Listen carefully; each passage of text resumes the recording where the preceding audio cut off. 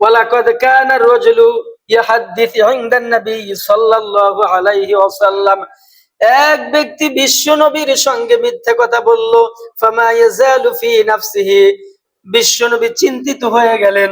বিশ্ব নবী বললেন, লোকটা আমার সাথে কেন মিথ্যা কথা বলল?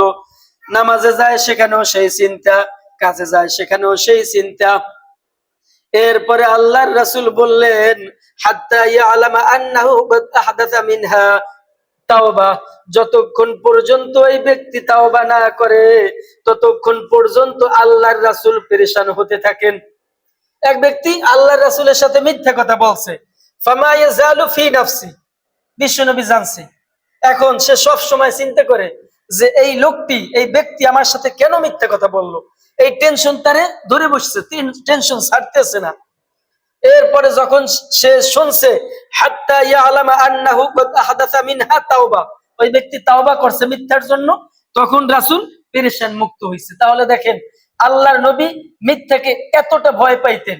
মিথ্যা বললে সারাদিন সে টেনশন করতেন যে লোকটা কেন মিথ্যা কথা বললো, আমার সাথে কেন মিথ্যা কথা বললো। এজন্য মিথ্যার আশ্রয় নেবেন না। সত্য মুক্তি দেয়, মিথ্যা ধ্বংস করে। আর একটা হাদিস দেখতে আছি, কুতিবাত রাসূল সাল্লাল্লাহু আলাইহি ওয়াসাল্লাম বিতাহাম, আল্লাহর রাসূল এক জায়গায় গেলেন, তাকে খানা দেওয়া হলো। লা তাশতাহিয়া রাসূলুল্লাহ সাল্লাল্লাহু আলাইহি ওয়াসাল্লাম, সাথে কিছু লোক ছিল। বিশ্বনবী বললেন, আসো তোমরাও খাবা। তারা বলল, লা নাশতাহিয়া রাসূল সাল্লাল্লাহু আলাইহি ওয়াসাল্লাম, লা তাজমাআন্না জুআআন ওয়া কাযিবা, হে আল্লাহর নবী, ক্ষুধা নাই, আমাদের পেটে ক্ষুধা নাই। বিশ্বনবী বললেন, লা তাজমাআন্না জুআআন ওয়া কাযিবা, একটা পেটের মধ্যে ক্ষুধা আর মিথ্যা দুইটা মিশ্রিত করবা না। যদি তোমার খাইতে মন না চায় বলবা যে খাবো না, কিন্তু পেটে ক্ষুধা আছে। যদি আপনি বলেন, আমার এক জায়গায় খাইতে গেছি আপনারে নিয়া, বলছি ভাই বসেন, যদি পেটে ক্ষুধা থাকে তাহলে আপনি বলবেন যে ভাই আমি খাবো না যে কোনো কারণে। কিন্তু যদি বলেন যে পেটে ক্ষুধা নাই, বিশ্বনবী বললেন, লা তাজমাউন্না জুআআন ওয়া কাযিবা, পেটের মধ্যে দুইটা একত্রিত করলে একটা হচ্ছে ক্ষুধা আর একটা হচ্ছে মিথ্যা। সুতরাং এটা আপনি করতে পারবেন না। আপনার খাইতে মন চায় না, সম্মানে বাজে, আপনি বলবেন আমি খেতে পারবো না। তাহলে বুঝেন যে মিথ্যার আশ্রয় আল্লাহ রাসূল কোথাও এটা চাইতেন না। এরপর আরেকটা হাদিস দেখেন, কাইদুন ফি বাইতিহা, বিশ্বনবী এক ঘরে অবস্থান করলেন।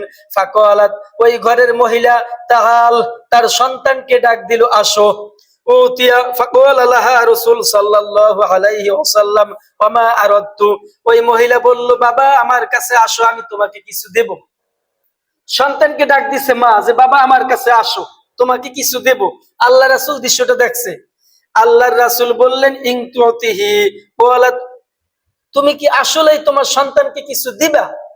তিনি বললেন, বলাত উতিয়া তামারন, আমি আমার সন্তানকে খেজুর দিব। বিশ্বনবী বললেন, ফাকালা লাহা রাসূল সাল্লাল্লাহু আলাইহি ওয়াসাল্লাম, ইন্নাকা লাউ লাম তুতিহা শাইআ কুতিবাত আলাইকা ইনদা কাযিবা, যদি তুমি তোমার সন্তানকে ডাক দিছো, যদি খেজুর যদি না দিতা তাহলে তোমার নামে একটা মিথ্যার গুনাহ আল্লাহ পাক লিখে ফেলতেন। এজন্য সন্তানকে ডাকে, ছোট্ট ছোট্ট বাচ্চাকে, বাবা আসো মজা দেব, ডাকে না, আসলে আর মজা দেয় না। এরকম আছে না? এই মজার ছলেও মিথ্যা কথা বলতে পারবেন না।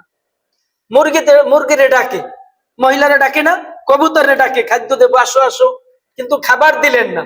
সন্তানকে ডাকলেন, বাচ্চাকে, বাবা আসো মজা দেবো আসো, নিয়ে আসলেন, কিন্তু আপনি তাকে কিছু দিলেন না। বিশ্বনবী বললেন, একটা কবিরা গুনাহ হয়েছে। মিথ্যা কথা আপনি কেন বললেন?